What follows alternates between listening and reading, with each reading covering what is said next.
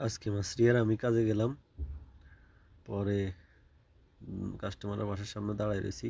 একটা কুত্তা এলো, কুত্তা খালি ঘুরে আমগো লগে ঘুরে।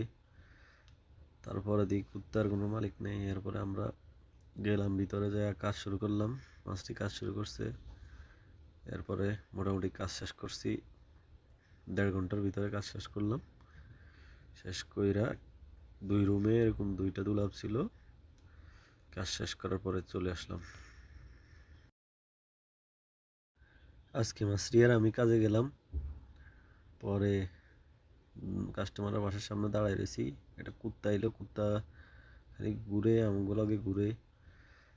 তারপরে দেখি কুত্তার কোনো মালিক নেই। এরপরে আমরা গেলাম ভিতরে, যাই কাজ শুরু করলাম। মাসরি কাজ শুরু করছে। এরপরে মোটামুটি কাজ শেষ করছি, 1.5 ঘন্টার ভিতরে কাজ শেষ করলাম। শেষ কইরা 2 রুমে এরকম 2টা দুলাভ ছিল। কাজ শেষ করার পরে চলে আসলাম।